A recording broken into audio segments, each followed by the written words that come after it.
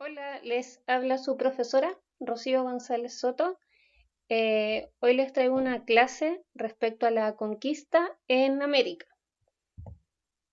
Bueno, esta es la frase que siempre les muestro. Espero que estén súper bien, que junto a sus familias también estén muy bien, que estén gozando de buena salud y que se mantengan, perdón, todos y todas muy unidos. Como nuestra frase es que la historia nos enseña que la unidad es la fuerza. La idea es que ustedes estén junto a sus familias muy unidos y muy unidas. ¿Ok? Bueno, les cuento que en la clase de hoy vamos a empezar a trabajar con el objetivo de aprendizaje número 2. En específico, la clase de hoy su objetivo va a ser analizar las principales características e hitos de la conquista en América, como les estaba contando. Bueno, para empezar, tenemos que acordarnos un poquitito de lo que hemos aprendido en las clases anteriores, ¿cierto? Nosotros habíamos estado viendo en la unidad número 2 sobre el proceso de exploración y conquista que se dio en los siglos XV y XVI, que como ustedes ya saben, aborda los años de 1400 a 1600, ¿cierto? Más que nada nos habíamos concentrado harto en la exploración, ese proceso de exploración. Entonces, en la clase, cuando empezamos la unidad número 2, que fue la clase número 9, hablamos de los antecedentes que tenemos acá, ¿cierto? Luego de estos antecedentes, en la clase número 10 hablamos de los elementos de navegación que facilitaron estos viajes de exploración. Recordar que los europeos y los países como España y Portugal, las coronas como España y Portugal, estaban explorando nuevos territorios. Ahora, en la clase pasada, nosotros hablamos de la división del Nuevo Mundo y de los desafíos y las dificultades que trajeron los viajes de exploración y conquista hacia América, ¿cierto? Como todas estas razones que tenemos acá. Bueno, chiquillos y chiquillas, esto es lo que hemos estado viendo durante las clases anteriores. Es una mini síntesis desde que empezamos la unidad número 2. Y acá les repito, los antecedentes lo vimos en la clase número 9. Los elementos de navegación como los que aparecen acá, lo vimos en la clase número 10. Y estos elementos que vemos acá, lo vimos en la clase anterior, que es la número 11. ¿De qué vamos a hablar hoy? De la conquista de América. Hasta el momento, ¿qué sabemos de este tema? Bueno, acá podemos observar la división que se dio del Nuevo Mundo. Podemos ver una imagen del rey de Portugal, que es Juan II, y de los reyes católicos de España, ¿cierto? Ahora, nosotros vimos en la clase anterior que se genera un conflicto entre estas dos coronas porque no se podían poner de acuerdo con la repartición de las tierras. Entonces se generan dos tratados. El primero, que marca la línea roja, es el que hizo el Papa, y el Papa hace una división que se conoce como la bula intercaetera. Esta palabra intercaetera, chiquillos y chiquillos, tiene un origen de latín. Ahora significa entre otros, ¿ya? Entonces, el Papa hace esta división que se llama la Bula Intercaetera 1493 y establece que los territorios que están de este lado, o sea, de este sector, Portugal va a tener el derecho a explorarlos y conquistarlos, mientras que los que están acá, en este nuevo mundo, van a ser los reyes católicos, o sea, los reyes de España, quienes van a tener la oportunidad de explorarlos y conquistarlos. Ahora, esta división, la bula intercaetera, benefició mucho a los españoles. Entonces, lo que pasó es que Portugal no estaba muy conforme y en el año siguiente se realizó otro tratado, pero ahora solamente entre las coronas, que se conoció como el Tratado de Tordesillas en 1494, que si se dan cuenta corre un poquito más los límites, lo que le da derecho a Portugal de los territorios acá. Por eso es que Portugal llega a Brasil. Ahora, esto ya lo habíamos visto. Es bien importante porque nos va a servir como un antecedente de lo que vamos a hablar hoy, que es la conquista de América. Ahora, también nosotros habíamos hablado de las motivaciones que tenían tanto la corona como los conquistadores, ¿cierto? Ahora, estas motivaciones, chiquillos y chiquillas, se vinculaban exclusivamente a la obtención de las riquezas. Si se dan cuenta, tanto la corona como los conquistadores buscaban riquezas y incorporar distintos territorios, ¿cierto? Ahora, Esto también lo vimos, pero lo mencionamos, ahora lo vamos a desarrollar más. Ahora, la empresa de conquista yo les dije que tenía distintos pasos. El primer paso es pedir autorización a la corona, que son los reyes. Una vez que se obtiene ese permiso, se busca un financiamiento. Ahora, nos vamos a enfocar más en el punto número 3 y el punto número 4. Como pueden ver, el punto número 3, una vez que se obtiene ese financiamiento, se tiene que armar la hueste, que se conoce también como la tripulación. Ahora, si se dan cuenta, esta imagen representa muy bien lo que es la hueste. Cuando venían los conquistadores a América, generalmente traían a su hueste, que por ejemplo acá podemos observar al conquistador, y la hueste son las personas, chiquillos y chiquillas, que los acompañan, generalmente de origen hidalgo o de origen villano, como les expliqué en el video anterior. Siempre también tenían que venir acompañados de un sacerdote. Recuerden que los reyes de España eran los reyes católicos, entonces para ellos el proceso de evangelización era muy importante. Ahora, más atrás podemos observar otro elemento que se agregó una vez que llegaron a América, y esto fue la servidumbre indígena.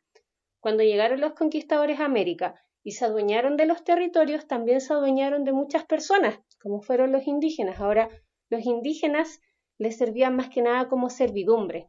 Como acá pueden observar en la imagen, llevaban cosas bien pesadas, generalmente les preparaban los caballos, hacían todas esas labores de servidumbre. ¿Ya? Ese es el número 3. Ahora, una vez que el conquistador tenía todos estos pasos listos, llegaba al punto número 4 y final, que eran las capitulaciones. Tenía que firmar las capitulaciones. Ahora, ustedes estarán pensando, ¿qué es una capitulación? Lo vamos a explicar ahora. Bueno, las capitulaciones, como vemos acá, las capitulaciones, chiquillos y chiquillas, son un contrato que firma el conquistador con la corona española. ¿Ok? Ahora, en este contrato, chiquillos, se establecen básicamente los derechos y obligaciones de ambas partes. Se ponen de acuerdo en cómo va a ser la repartición y todo ese tipo de cosas. Ahora, en específico, las capitulaciones, o sea, este contrato que firmó Cristóbal Colón con los Reyes Católicos, se conoció como las capitulaciones de Santa Fe. ¿Por qué? Porque se firmaron en la ciudad de Santa Fe. ¿Ya? Entonces, antes de salir Cristóbal Colón a América, Cristóbal Colón firma este contrato que se conoce como capitulaciones en abril de 1492. Ahora, ¿qué establecía esto? En primer lugar, se le confiere a Cristóbal Colón el título de almirante. ¿Qué significa eso? Cualquier tierra que Cristóbal Colón encontrara, él iba a ser el almirante de esas tierras.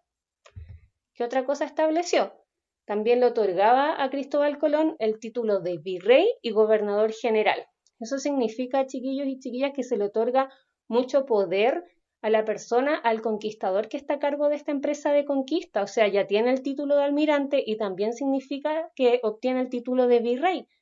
Virrey viene a ser como el segundo al mando, porque están los reyes y los virreyes. El virrey va a ser el representante del rey en el terreno o el territorio que conquistó. ¿Ok? Entonces, si se dan cuenta, dice que el título de virrey se obtiene en las islas o tierras firmes que encuentre y se adueñe, porque pongámonos en la situación de que llegan a un lugar que ya está habitado por otras personas, entonces lo que tiene que hacer es adueñarse de ese terreno, según la corona. ¿Qué más? Se le otorga un diezmo. Eso significa, chiquillos, que se le otorga al conquistador el 10% de todas las ganancias. Ahora, supongamos que Cristóbal Colón encuentra 100 kilos de oro. El 10% significaría que 10 kilos se le quedan a Cristóbal Colón y los otros kilos de oro se van hacia la corona. ¿Ok? Y por último, el conquistador, en este caso Cristóbal Colón, era súbdito del rey. O sea que estaba sirviendo al rey. Entonces tiene que mantener la soberanía de las tierras, o sea, al terreno que él vaya a conquistar o al territorio que vaya a conquistar, lo está haciendo en nombre del rey, tiene que someter a todas las personas que están ahí en nombre del rey y tiene que propiciar, o sea, impulsar la evangelización. Como yo les dije, la evangelización es el proceso de convertir a todas las personas, lo quieran o no, a la religión católica. Porque recordemos, y acá soy enfática en recordarles que los reyes eran católicos. ¿Ok? Vamos a avanzar. Ahora, ¿qué tenemos acá? Acá tenemos una línea de tiempo, ¿cierto? En el título sabemos que es una línea de tiempo que nos muestra los hitos de la conquista de América y de Chile. Ahora, Nosotros nos vamos a enfocar en esta clase solo América, entonces vamos a ver estas 4. La conquista de Chile, que son estas 2, la vamos a ver la próxima clase. Otro elemento bien importante, yo hago la división acá de los siglos. Siglo XV, siglo XVI.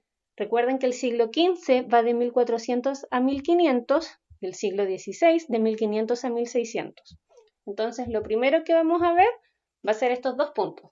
En primer lugar, acordarnos también del viaje que hizo Cristóbal Colón, que eso marca un hito súper importante porque representa cuando Cristóbal Colón encuentra el continente americano, que él llega a las costas de Guanahani, que se le llamó después San Salvador y actualmente eso es el país de las Bahamas, ¿cierto?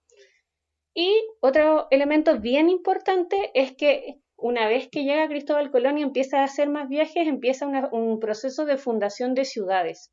Entonces, en 1494, fundaron la ciudad de Nueva Isabela, que hoy se conoce como las islas de República Dominicana y Haití, que luego ahí, como parece, la llaman Santo Domingo.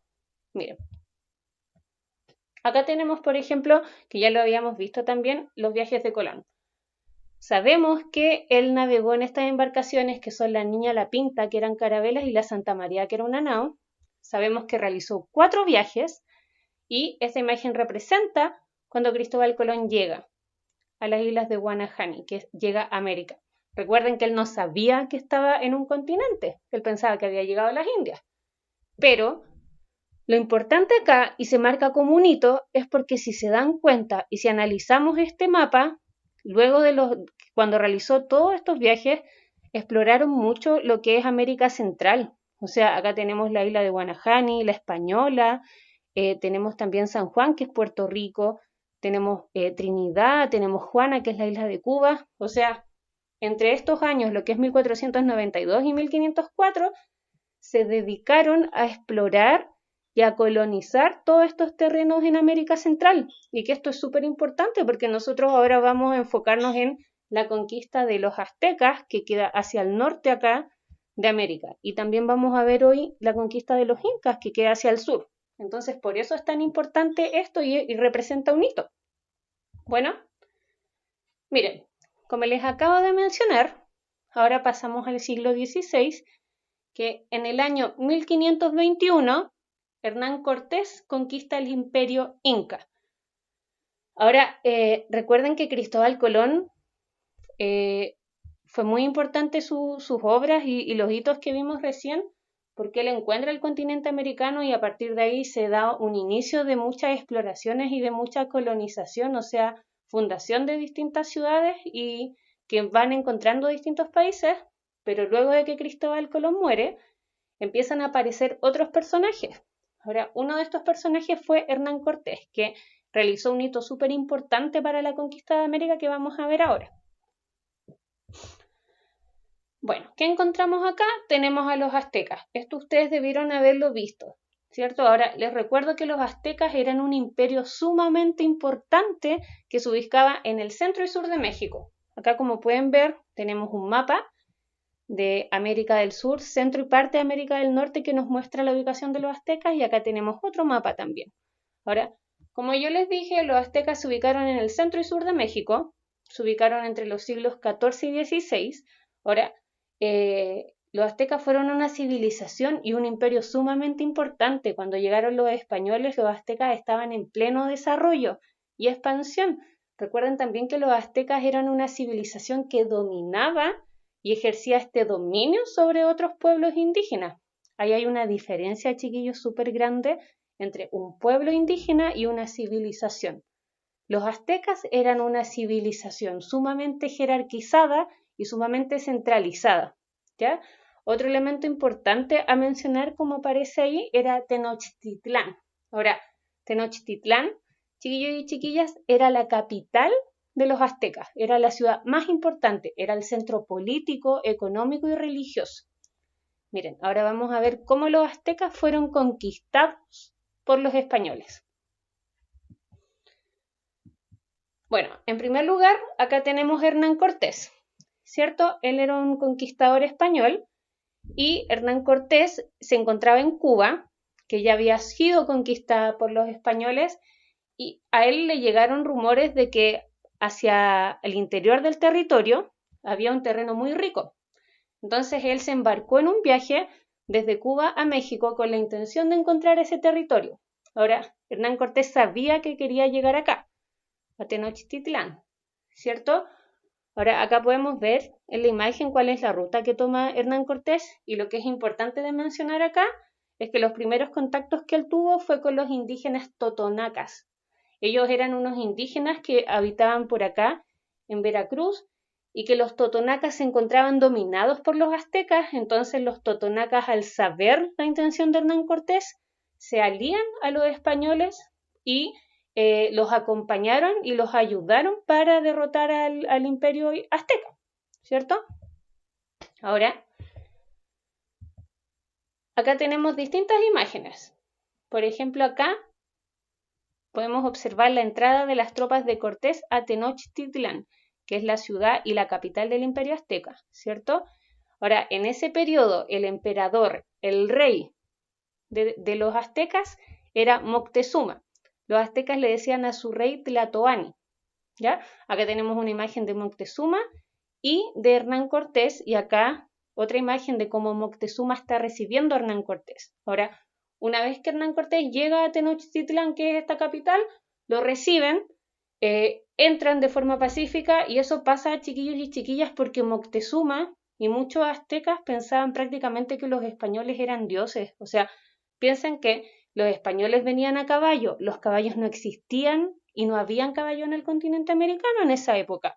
Venían los españoles también con espadas, con armaduras, con cascos, eran cosas que los indígenas y los aztecas nunca habían visto, entonces pensaban prácticamente que eran dioses y por eso los reciben.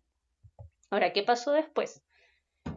Les quería mostrar esto también, que se me había olvidado decirles. Miren, yo puse estas imágenes de la ciudad azteca, la capital del imperio, que se llama Tenochtitlán.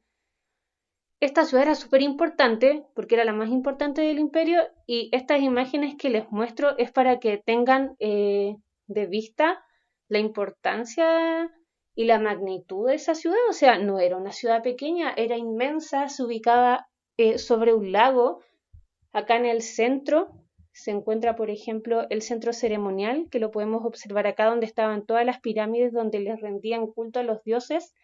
Entonces, era una ciudad grande, chiquillos, muy grande y muy importante. Vamos a seguir. Ahora, ¿qué pasó acá?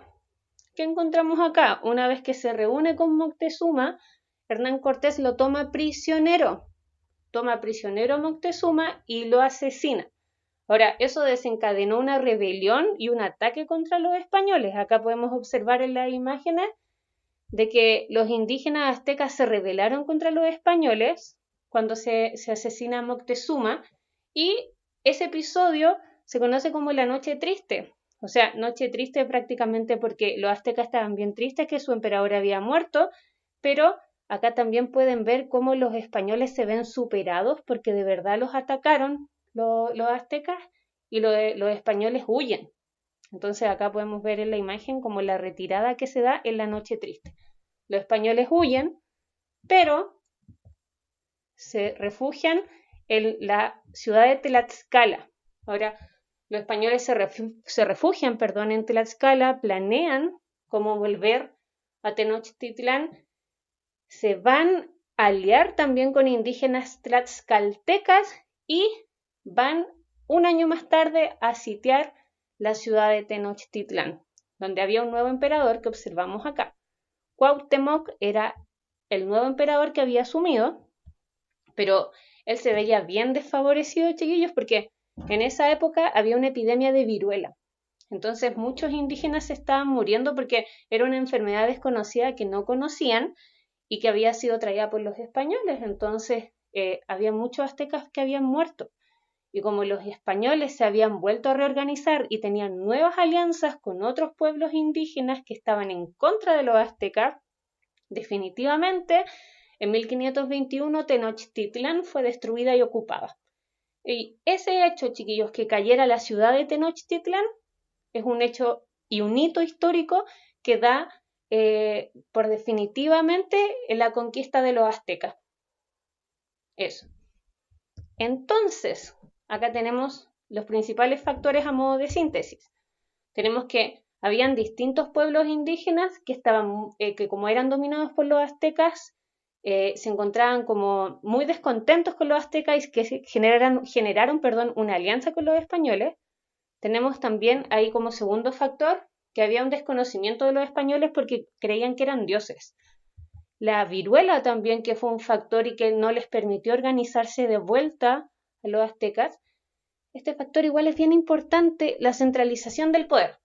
Chiquillos, yo les dije cuando empecé a hablar de los aztecas que eran una civilización y un imperio sumamente jerárquico y muy centralizado. Eso significa que todo el poder se concentraba en una persona.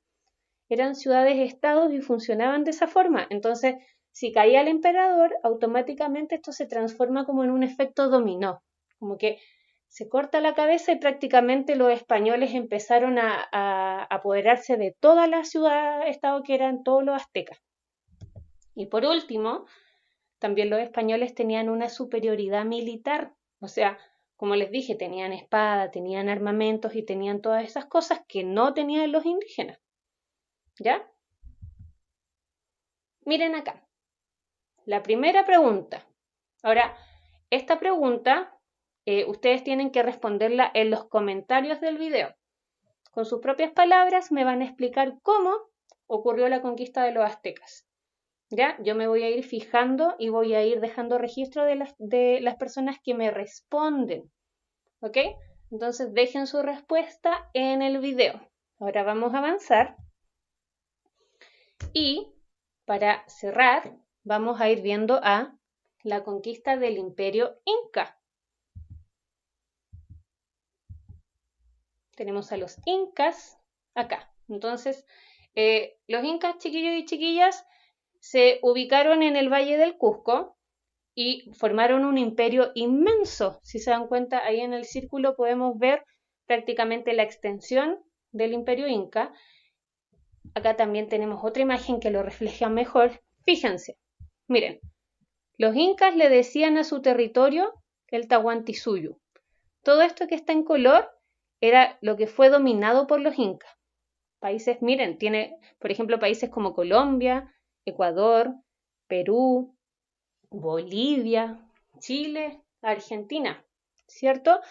Ahora, el Imperio Inca concentró todo su imperio en el Tahuantinsuyo y la capital del imperio se encontraba en el Cusco. El Cusco era su centro político, administrativo y religioso.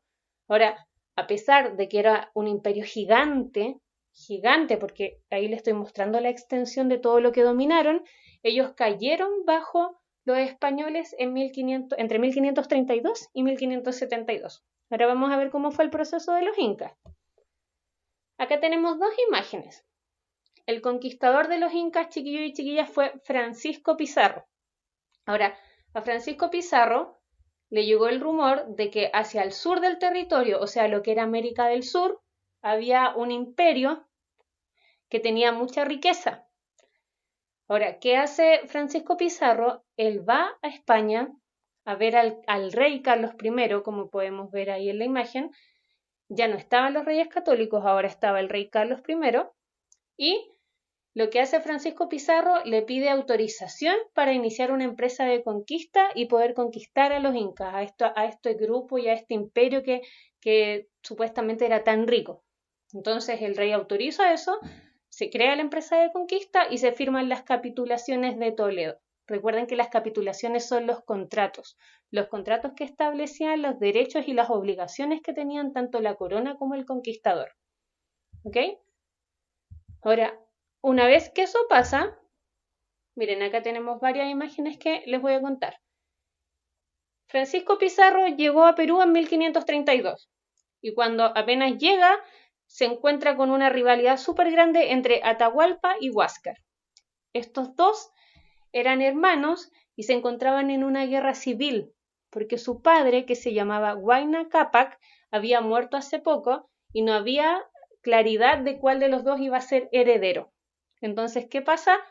Francisco Pizarro se encuentra con un imperio inca que estaba dividido.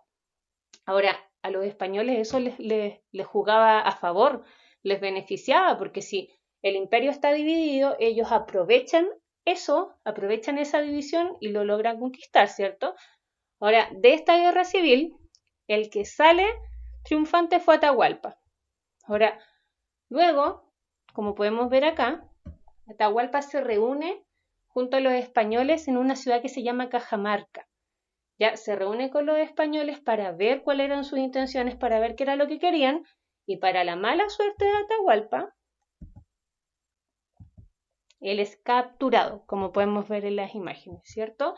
Ahora, una vez que se captura Atahualpa, él está preso durante harto tiempo. De hecho, él estuvo meses preso, lo que generaba muchas tensiones entre los oficiales que acompañaban a Francisco Pizarro, que creían que tenía que matarlo. Ahora, Atahualpa ofreció a los españoles pagarle mucho oro y mucho plata para que lo libraran.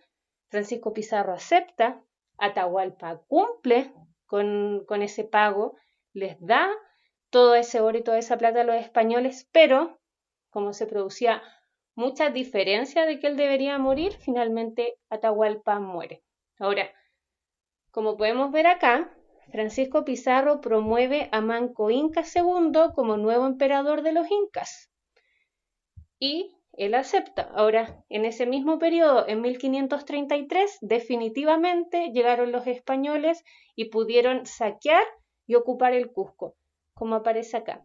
Eso ocurrió en 1533, chiquillos, y es un hito súper importante porque cae la capital de los incas, la capital del imperio inca. Al igual como había caído Tenochtitlán con los aztecas, cae el Cusco. Entonces eso significa, chiquillos, básicamente que cayó el imperio inca, ¿cierto? Ahora, el Cusco queda muy cerca, o sea, queda hacia las montañas, entonces queda muy lejos del mar. Y Francisco Pizarro creía que tenía que encontrar otra ciudad que estuviera más cerca del mar y que esa ciudad debería ser la capital, no el Cusco. Entonces, en 1535, él fundó la Ciudad de los Reyes, lo que hoy se conoce como Lima, que es la capital de Perú. Francisco Pizarro creía que la ciudad de Lima, que es ahora, y la ciudad de los Reyes debería ser la capital, porque estaba más cerca del mar. Entonces Francisco Pizarro parte hacia allá a fundar la ciudad, que la funda 2 años después de que cae el Cusco, y deja una gran presencia de militares ahí. Mientras Francisco Pizarro hizo eso,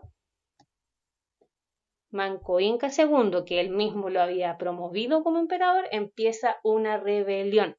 Ahora, acá podemos ver algunas características de la rebelión de Manco Inca, que si se dan cuenta acá, incluso aprendió a usar el caballo y a usar como esta vestimenta de los españoles. Ahora, ¿qué es importante de la rebelión de Manco Inca? Por ejemplo, la batalla de Ollantaytambo. Lamentablemente, para los indígenas y para los incas, los españoles salen victoriosos de esta batalla. Ahora, a pesar de que los indígenas y que los incas establecieron muchas rebeliones a lo largo de los años y que establecieron distintas resistencias contra los españoles y constantemente se estaban enfrentando, en el fondo el imperio inca ya había sido controlado por los españoles. A pesar de todas estas resistencias, los españoles habían logrado manejar el Cusco, que era la capital del imperio. Entonces, ese es el proceso de la conquista de los incas. Y si se dan cuenta, tenemos una presencia sumamente fuerte de los españoles en Perú, tenemos también, dominaron hacia México el imperio azteca, hacia Centroamérica con toda la fundación de ciudades. Entonces, si se dan cuenta, hay una presencia en el continente americano muy grande de españoles hacia esta altura. Entonces, vamos a ver cuáles fueron los principales factores de la conquista. Acá tenemos algunos factores que se repiten con los aztecas. Recuerden que los dos eran imperios importantes y que básicamente la diferencia de años es muy poca. Entonces, el primer factor de la conquista inca es que habían distintos pueblos indígenas que estaban muy descontentos con los incas. Recuerden que los incas eran un imperio que dominaban a otros pueblos indígenas, entonces eso significó que esos pueblos indígenas se aliaron con los españoles, ¿cierto? Otra cosa, y yo creo que uno de los factores más importantes, chiquillos y chiquillas, es la división interna que había, la guerra civil que se produjo entre Atahualpa y Huáscar, ¿cierto? Eso les benefició mucho a los españoles porque debilitó el imperio inca, porque lo dividió. ¿Qué más? Al inicio de los incas vimos que el imperio era muy grande. Ahora, esa extensión, el hecho que fuera tan grande, dificultaba muchas veces su comunicación, porque piensen que en esa época no existían los aviones, no existían los autos, entonces comunicarte con otra parte del imperio era súper difícil. ¿Qué más? La centralización del poder. Y acá tenemos lo mismo que les expliqué de los aztecas. El imperio inca funcionaba con una cabeza, que era su emperador, su rey, como ellos le decían el Zapa Inca, ¿cierto? Ahora, una vez que cae eso, porque el poder era muy centralizado, una vez que cae esa figura, se produce un efecto de dominó y se produce un dominio absoluto. Entonces, eso fue un factor que favoreció mucho a los españoles en la conquista. Los incas eran un imperio muy jerarquizado. ¿Ok? Y por último, que también lo mencioné con los aztecas, es que los españoles tenían armamento que era superior al que tenían los incas, o sea, las espadas, el caballo, las armaduras, todas esas cosas no existían acá.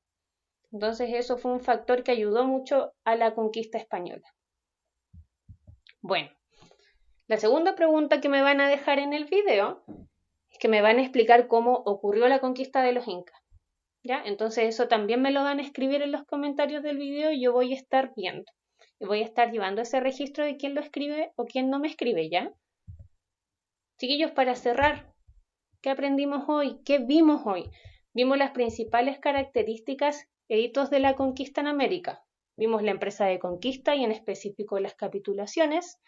Vimos los procesos de exploraciones y fundaciones con los viajes de Cristóbal Colón. Vimos la conquista de los aztecas por parte de Hernán Cortés y vimos la conquista de los incas por parte de Francisco Pizarro. La próxima clase vamos a hablar de la conquista de Chile. Ahora, esto siempre lo dejo y es súper importante. Tienen el texto de estudio por si tienen alguna duda. Acá, y también lo voy a dejar en la descripción del video, hay unos videos que explican y desarrolla mucho la idea de cómo fue la conquista de los incas y la conquista azteca, por si les interesa el tema y quieren revisarlo.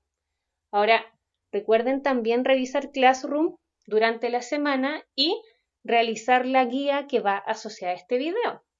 Bueno, si ustedes tienen dudas, saben que pueden escribirme al correo del nivel y yo lo voy a estar respondiendo. Bueno, esa fue la clase de hoy. Fue un poquito más larga de lo normal, pero era harta materia para ver. Así que espero que les haya gustado, que hayan entendido y nos vemos. Adiós, chiquillos, chiquillas, que estén súper bien. Chao.